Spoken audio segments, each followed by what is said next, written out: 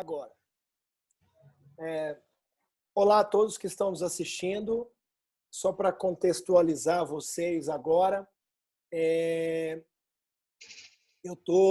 meu nome é Linei Faria, eu sou uro-oncologista e convidei 4 amigos, 4 pessoas que são de especialidades diferentes, que vão conversar um pouquinho aqui com vocês, dar algum esclarecimento da sua especialidade e o que está acontecendo nesse cenário mundial, nesse cenário brasileiro, e o quanto esse tipo de cenário impacta todos nós e o quanto a gente tem que cuidar. Eu chamei aqui o Dr.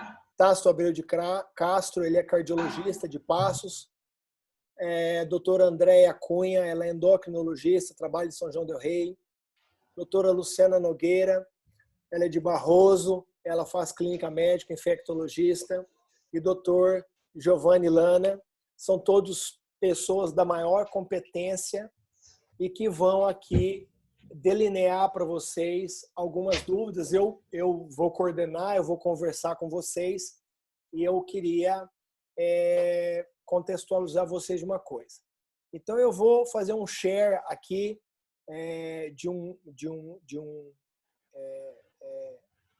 peraí, também pronto. Tá. Eu queria começar. O que acontece? Lu, você que eu te escolhi para você falar um pouquinho para a gente sobre o Covid-19. A gente sabe que o Covid é um vírus que não é nenhuma novidade, né? Já tem outros vírus, não é isso, Lu? Exatamente, né? A família do... Boa noite, né, a todos. É um prazer estar aqui com vocês, uma alegria grande. A família do Covid, né, já é uma família já de anos, né, conhecida. O que vem de diferente é que esse, né, o Covid, o vírus, né, o coronavírus que vem causando o Covid-19, ele foi sofrendo mutações e aí agora deu para nós aí essa doença que tem alarmado a todos. É um vírus que ele tem algumas peculiaridades assim interessantes, né? Do ponto de vista de contágio, especialmente, que tem uma facilidade muito grande de contaminar, né? Outras pessoas. E a gente vê uma capacidade, essa capacidade dele, que está fazendo com que a gente fique tão aflito e gerando tanta polêmica, né? Especialmente nesses últimos dias, em relação devemos ter confinamento, não devemos ter confinamento, né? Isso é que tem gerado um grande tumulto, assim, vamos dizer, né? Lu, deixa eu te fazer uma pergunta. Qual que é o seu posicionamento em relação a... Eu vi uma publicação do John Ioannidis, de Stanford, a respeito do paradoxo de fazer um isolamento vertical, ou seja, isolar todo mundo que está contaminado e população de risco e isolar geral. O que você, como clínico, como infectologista, aí, pensa disso? Olha, Linei, eu vou falar para você da realidade que eu vivo aqui na minha cidade e vou te falar por que eu sou a favor do isolamento horizontal, né? Que é esse que todos fiquem em casa. A gente tem uma grande dificuldade que a gente tem em relação ao Covid, né? A doença é a seguinte: a gente tem os pacientes, depois desses últimos dados do Ministério da Saúde, que a gente foi dividir os doentes em 2 grupos, né? Que são os doentes da síndrome gripal e os doentes da síndrome respiratória aguda grave. Depois dessa divisão, a gente pegou o seguinte: todos os pacientes que têm sintomas de gripe, né, coriza, tosse, febre baixa, sinais de conjuntivite, todos esses pacientes foram denominados síndrome gripal. E esses pacientes, pelo protocolo do Ministério da Saúde, esses pacientes, eles têm que ser notificados. Então, a gente está diante de um paciente que tem febre. Associado a essa febre, a gente tem ou falta de ar, ou dor de garganta. Então, a gente tem que notificar esse paciente. Aí entra o seguinte: nós notificamos esse paciente, e é extremamente frequente esse quadro. Então, pode ser um influenza, né, um rinovírus, mas a gente tem por obrigação notificar esses pacientes com a síndrome gripal. Só que a gente notifica, mas a gente não vai colher exame de todos esses pacientes. Eles vão ser notificados, mas a gente não tem material, não tem kit para fazer exame desses pacientes. Então, serão pacientes que vão ficar isolados, cumprindo a quarentena, ele e o que englobar, né, na família, os familiares, mas a gente não vai conseguir testar esses pacientes. Pelo menos até o momento a gente não consegue testar esses pacientes. Então, a gente tem uma grande parte da população, na verdade, que elas vão estar sendo notificadas como suspeitos, mas a gente nunca vai saber se elas são positivas ou negativas. Então, isso vai dificultar. Como é que eu vou fazer um isolamento vertical, sendo que eu não tenho certeza se esses pacientes são positivos? Eu vou isolar só os de risco e os que são positivos, mas como? Eu não sei. É por isso que as estatísticas mostram, né? Que às vezes o número de notificados e confirmados, provavelmente ele é 10 vezes maior do que a gente está tendo. Então, eu sou a favor do horizontal mesmo, porque tecnicamente a gente não vai conseguir. Interessante que você falou, Lu, porque, na verdade, o ideal, assim, talvez o isolamento vertical fosse num cenário ideal, mas o cenário ideal você não consegue testar todo mundo. Exatamente. Exatamente. Eu já chamo você de novo. Eu queria falar com Tácito. No caso, você que é nosso cardiologista aí, meu amigo pessoal, na sua especialidade, assim, dos pacientes que vão até você, do teu consultório, com quem que você está mais preocupado nessa situação hoje que o mundo está vivendo? Boa noite, Elenei. Boa noite, pessoal. Os pacientes que nos preocupam mais são os pacientes que têm idade acima de 50, 60 anos, né? E os pacientes portadores de doenças crônicas. Porque esses pacientes têm demonstrado uma evolução e uma letalidade maior com a Covid-19. Dentre esses pacientes, tais pacientes eles representam de 25% a 50% dos pacientes infectados. E, conforme eu disse, eles apresentam maior taxa de mortalidade. São os portadores de neoplasias, os pacientes cardiopatas. Interessante que na H1N1, mesmo na influenza, os pacientes portadores de hipertensão arterial sistêmica, eles não representavam um número tão significativo. Já para a COVID, os pacientes hipertensos, eles são pacientes de risco. Os pacientes portadores de doenças respiratórias crônicas, os diabéticos e os pacientes cardiopatas em geral. Tácito, mas assim, é importante o pessoal saber, eu como moderador aqui vou te apertar. Deixa eu te apertar.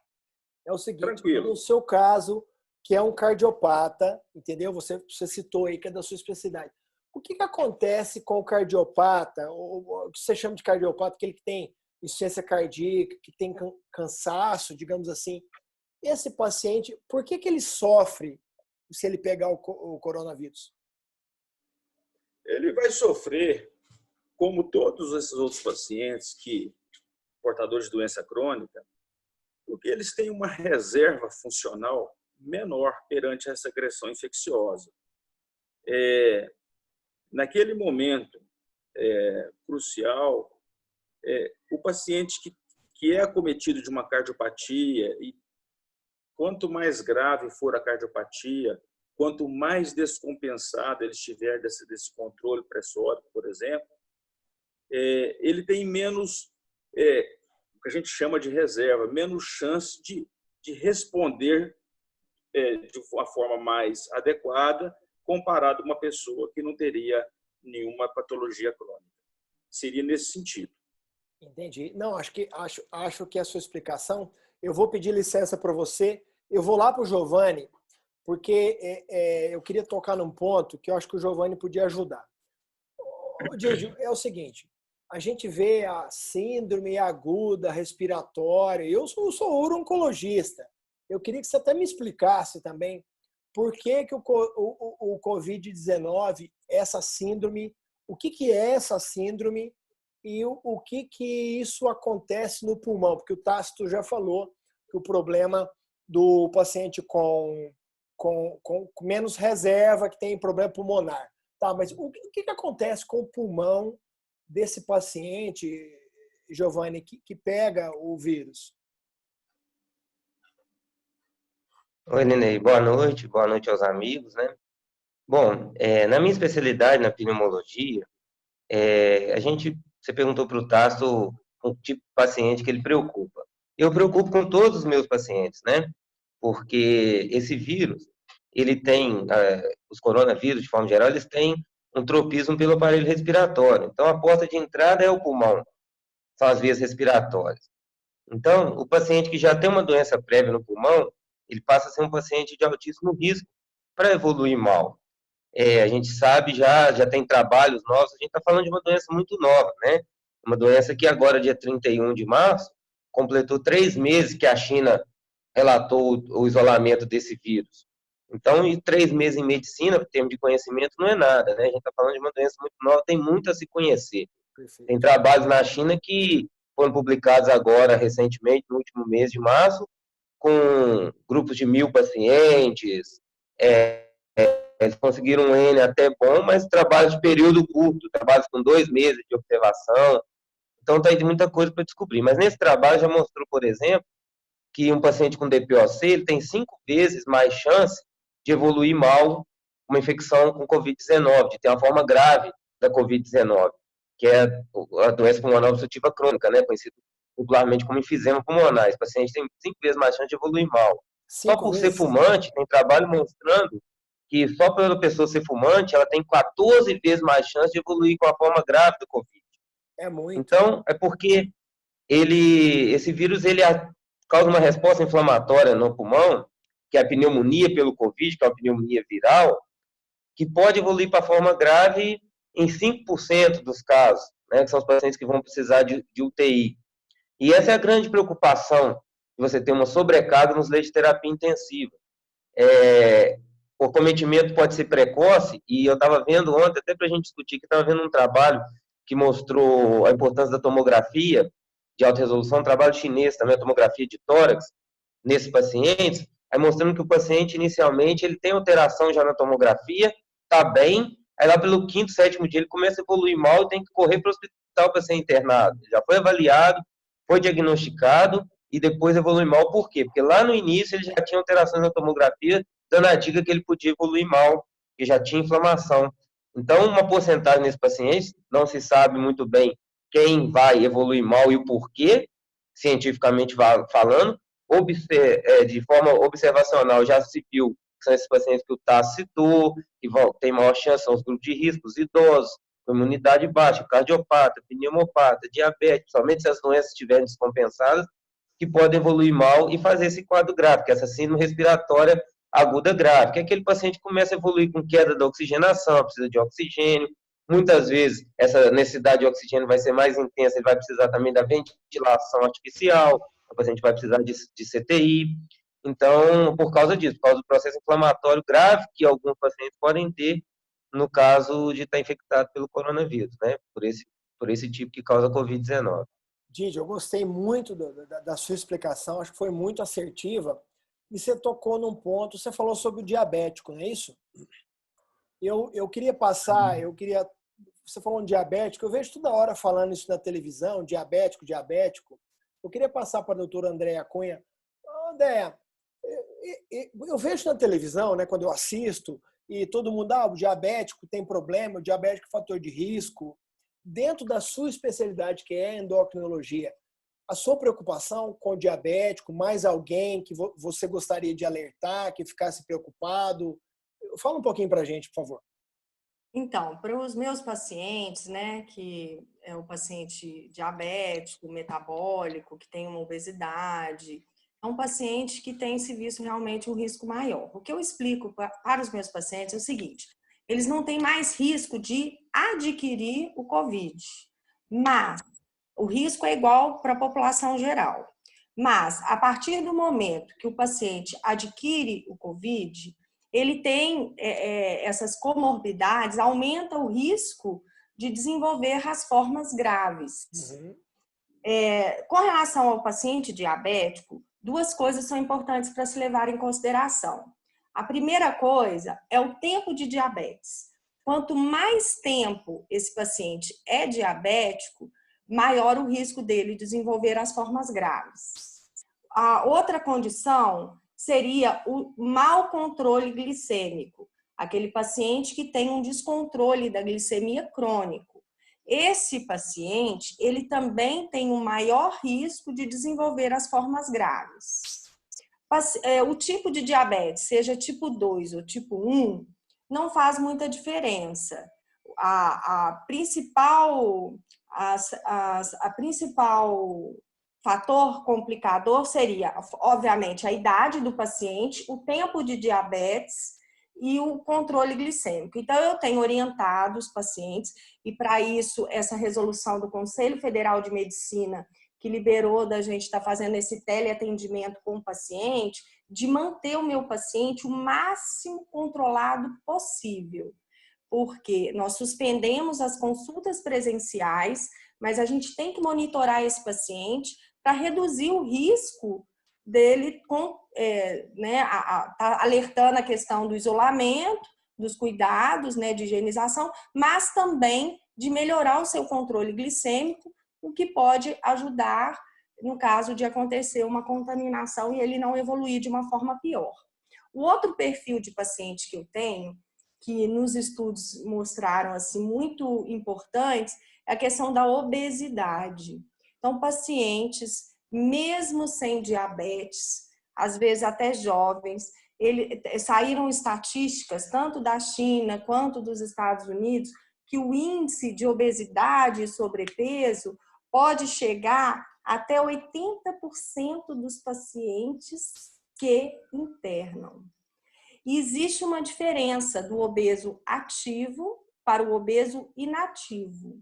O paciente obeso que não pratica atividade física tem mais riscos de complicar. E o fato da obesidade, só do fato do paciente ser obeso, aumenta em 2,4 vezes o risco dele ter pneumonia pelo COVID, que seria a forma mais grave. Então, esse paciente obeso, a gente tem que estar estimulando ele também nesse confinamento. A questão do controle emocional com relação à alimentação, o comer emocional e estimular a prática de atividade física mesmo dentro de um confinamento. Excelente. Basicamente, os meus pacientes são isso. Uma dúvida que fica, que às vezes o paciente liga para perguntar, se os problemas de tireoide aumentam o risco. Não. Tanto o hipotireoidismo quanto o hipertireoidismo não são considerados fatores de risco para formas graves do COVID. É isso aí, Odeia. Eu achei excelente sua explicação. Nós damos tempo aqui, nós vamos encerrar. E na próxima live a gente já vai conversar de novo, nós 5, nós vamos conversar de novo na próxima live. E eu gostaria de saber mais um pouquinho sobre... esse papo está muito bom, eu tenho mais dúvidas que eu gostaria de mostrar, tá bom? Na próxima live a gente já vai falar de novo. Um abraço, pessoal. Um abraço. Abraço. Abraço.